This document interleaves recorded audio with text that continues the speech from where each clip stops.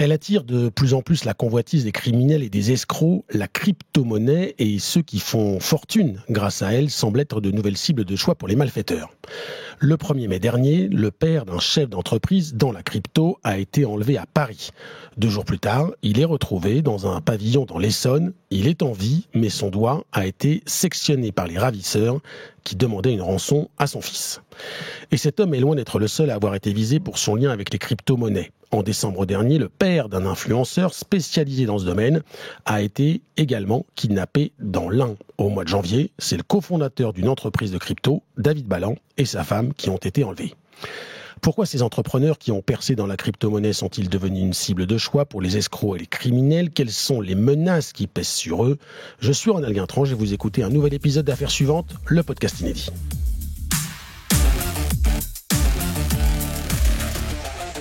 Bonjour Elisa Fernandez. Bonjour. Vous êtes journaliste police-justice à bfmtv.com. Bonjour Renaud Lifshitz. Bonjour. Vous êtes expert en cybersécurité et crypto-monnaie. Merci d'être avec nous. Dans un instant, nous allons revenir ensemble sur ce qui fait que ces manias de la crypto-monnaie deviennent des cibles privilégiées pour les criminels. Mais tout d'abord, revenons sur les faits avec vous Elisa. 1er mai dernier, un homme est donc kidnappé en plein Paris.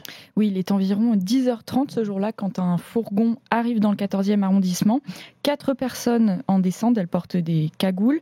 Elles se dirigent vers un homme en train de promener son chien dans la rue et elles vont forcer cet homme à monter à bord du véhicule. Clairement, on se rend rapidement compte qu'il s'agit d'un enlèvement. La victime n'est autre que le père d'un homme qui a fait fortune dans les crypto-monnaies. Rapidement, ce dernier reçoit une demande de rançon. Les malfaiteurs veulent que plusieurs millions d'euros leur soient versés en échange de la libération de la victime.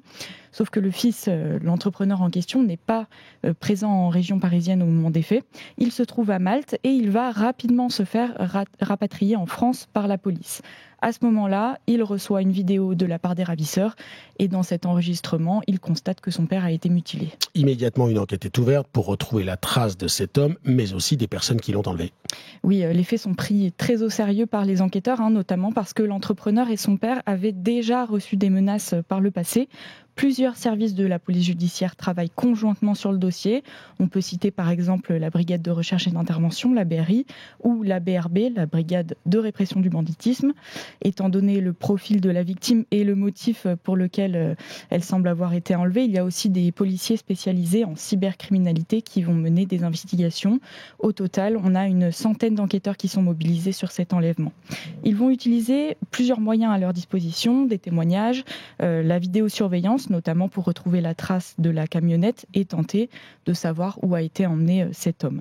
Selon le patron de la police judiciaire de Paris, Fabrice Gardon, qui était invité sur BFM TV lundi, ce qui a été compliqué dans cette enquête, c'est que les malfaiteurs semblaient bien équipés, même aguerris. Ils utilisaient des outils et un plan assez sophistiqué pour éviter au maximum de se faire repérer par les autorités. Pour autant, finalement, 48 heures après les faits, les malfaiteurs commettent une erreur et les enquêteurs s'engouffrent dans cette brèche. Oui, alors on ne sait pas exactement quelle est cette erreur, mais ce qu'on sait, c'est qu'à la suite de ça, les autorités parviennent à identifier dans quel lieu pourrait se trouver la victime. Je dis pourrait se trouver parce qu'à ce moment-là, les enquêteurs localisent un pavillon à Palaiseau dans l'Essonne, mais ils ne sont pas sûrs à 100% que cet homme qui a été enlevé est retenu à l'intérieur de cette maison-là en particulier. Toujours d'après ce qu'a raconté le patron de la police judiciaire. Malgré ces doutes, le temps presse, il faut agir. Surtout que le samedi 3 mai, les ravisseurs envoient un nouveau message au fils de l'otage. Ils vont dire que s'il ne paye pas la rançon rapidement, son père va être à nouveau mutilé. La BRI se rend sur place, elle prend finalement la décision d'intervenir. L'assaut est lancé et quelques instants après, le chef de la BRI va prendre sa radio et va prononcer ce mot, jackpot. Dans le jargon de la police, ce mot signifie qu'un otage a été libéré. Donc à ce moment-là, on l'imagine, c'est un soulagement énorme pour les enquêteurs. À l'intérieur du pavillon, les policiers vont également interpeller 4 personnes. Exactement. Alors il n'y a pas eu d'échange de coups de feu. Les personnes qui se trouvaient dans le pavillon ont pu être neutralisées assez rapidement. Il y aura aussi une 5e arrestation, une personne qui se trouvait au volant d'un véhicule, le véhicule qui aurait été utilisé pour l'enlèvement. En ce qui concerne l'homme retenu par les mises en cause, il est retrouvé vivant, mais on l'a dit, il a été mutilé. On lui a notamment sectionné un doigt. Des blessures physiques, donc, mais aussi, on l'imagine, un traumatisme. Il est ressorti de cet épisode assez choqué. Une enquête a été ouverte pour enlèvement et séquestration, mais aussi pour actes de torture et de barbarie. D'autres personnes sont arrêtées dans la foulée dans le même dossier. Elles ont été placées en garde à vue. Et le 7 mai dernier, au total, ce sont 5 personnes qui ont été mises en examen. Alors soit pour extorsion en bande organisée, enlèvement et séquestration avec actes de torture et de barbarie, soit pour association de malfaiteurs. Au niveau de leur profil, ce qu'on peut dire, c'est que ce sont des hommes plutôt jeunes. Dans cette affaire, ils ont entre 18 et 26 ans. Ils viennent de Levallois, du Chesnay, de La Réunion ou encore d'Algérie. Et ils étaient connus des services de police et de la justice avant ces faits. Selon les faits qui leur sont reprochés, ils encourent entre 20 ans de prison et la réclusion criminelle à perpétuité. Et quant à la rançon, elle n'a jamais été versée aux malfaiteurs. Merci beaucoup Elisa pour ces récits et l'ensemble de ces informations. Renaud Lifshitz, je rappelle que vous êtes expert en cybersécurité et en crypto-monnaie. On a beaucoup de questions à vous poser évidemment avec Elisa. Elle le disait, Elisa, il y a quelques instants, on a déjà eu plusieurs exemples récents d'enlèvement de ces entrepreneurs qui ont donc fait fortune dans la crypto-monnaie. D'après vous, pourquoi est-ce qu'on voit de plus en plus d'actes criminels de ce type ? Alors, on n'en est pas aux premiers enlèvements. Là, il y a eu 2 cas médiatisés très récemment, donc ce 1er mai et puis l'affaire Ballan jusqu'avant. Mais il faut savoir qu'il y a déjà eu 9 agressions en France depuis 2021 sur justement des utilisateurs de crypto-monnaies, dont 4 enlèvements. Et dans le monde, c'est plutôt 200 victimes qui sont déjà recensées, dont certains qui ont même été tués pour leur crypto-monnaie. Donc, c'est pas un phénomène qui est tout à fait récent. On a des affaires qui remontent à 7-8 ans qui sont assez similaires.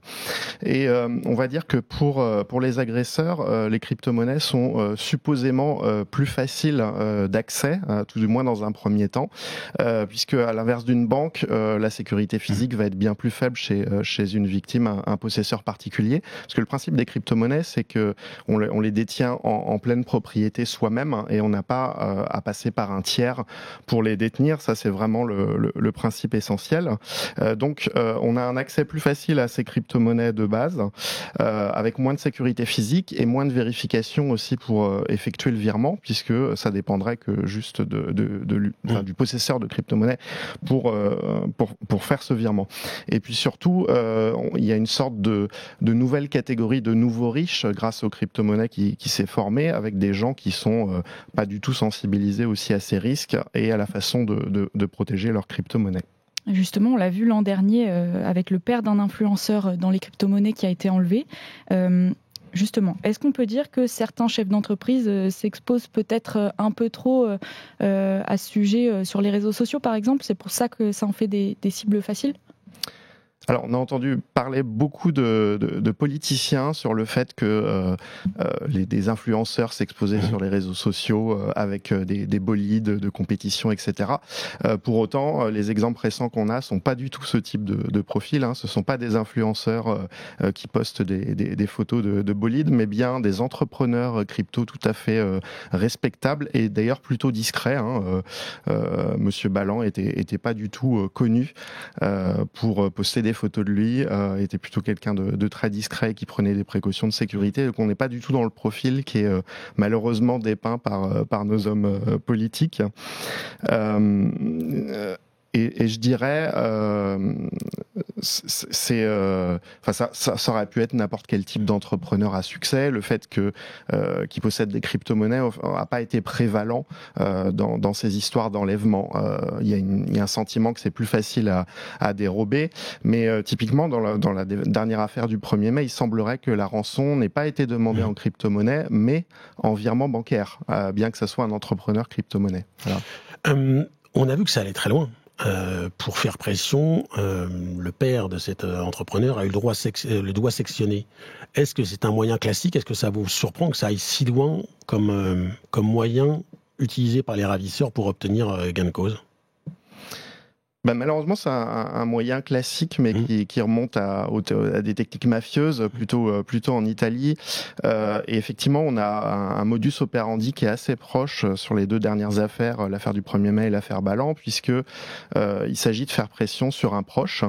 Sauf que là, le rôle du proche et du possesseur de crypto-monnaie ont été inversés dans la dernière affaire. Mais sinon, voilà, c'est une technique pour faire pression, typiquement, et pour montrer qu'on qu'on est déterminé à avoir un acte de sectionner le doigt. Donc c'est vraiment des techniques mafieuses, mais qui sont un peu nouvelles dans les affaires récentes en France.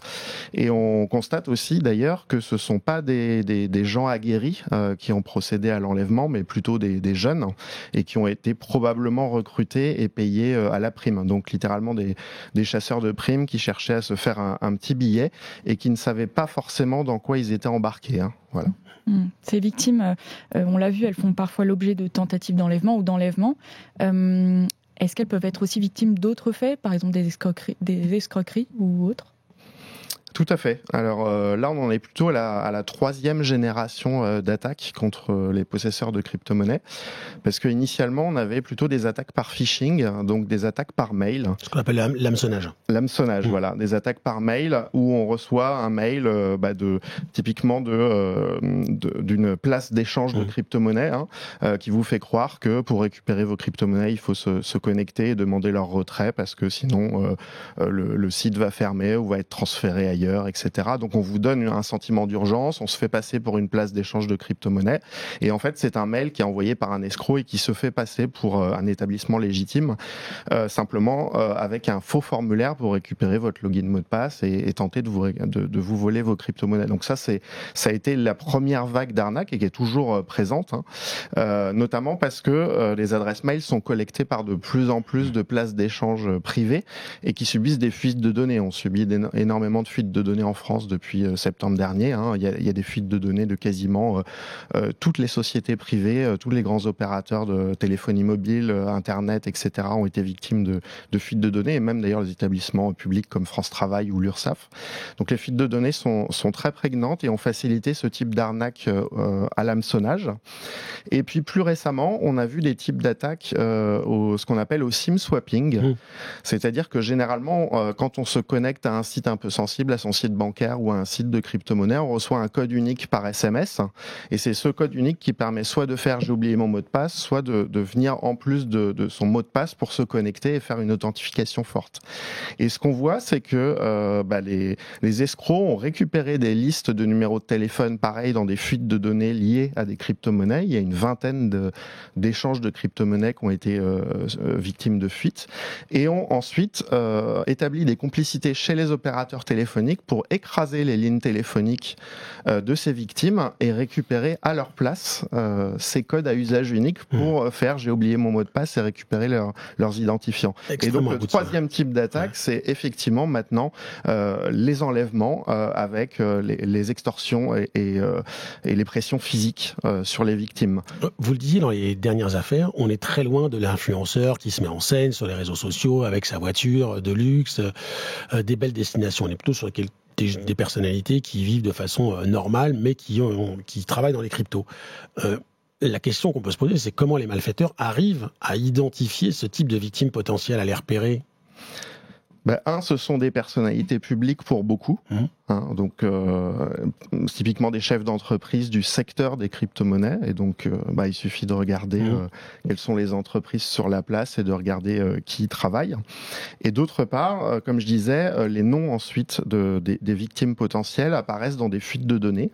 Et comme je disais, il y a une vingtaine de places d'échange de crypto-monnaies dans le monde qui ont fait l'objet de fuites de données quasi totales, où on a liste de tous les utilisateurs et parfois même leurs adresses blockchain, c'est-à-dire qu'on peut aller voir leurs avoirs, puisqu'une blockchain c'est un registre public distribué, on peut aller voir directement leurs avoirs sur des sites, sur des explorateurs de blockchain, et donc on a une association en fait entre leur adresse physique et leur adresse de portefeuille crypto, et donc on sait précisément où ils vivent et combien ils ont dans leur portefeuille crypto, ce qui est un vrai problème. Est-ce qu'on sait si c'est compliqué pour les enquêteurs d'identifier ces criminels qui passent à l'acte dans des affaires liées à la crypto-monnaie ? Alors, contrairement à ce qu'on pourrait penser, les crypto-monnaies sont loin d'être anonymes, sont pseudonymes. On a des adresses qui sont un peu comme des numéros de compte en Suisse. Donc, elles ne sont pas nominatives de facto, mais en fait, effectivement, toutes les places de crypto-monnaies collectent le nom des utilisateurs quand on fait un dépôt ou un retrait. Et donc, on a une assez grande facilité pour remonter et retracer ces transactions puisqu'elles sont publiques, d'une part. Donc, on voit l'argent se déplacer en temps réel, et d'autre part, dès qu'on passe par une place d'échange, on arrive à faire une identification et un rapprochement avec une personne. Et il y a des sociétés qui se sont spécialisées dans le traçage de cryptoactifs, la plus connue étant une société américaine qui s'appelle Chainalysis. Et aujourd'hui, par exemple, Europol arrive à remonter 80% des vols de crypto-monnaies qui sont liés à des demandes de rançon.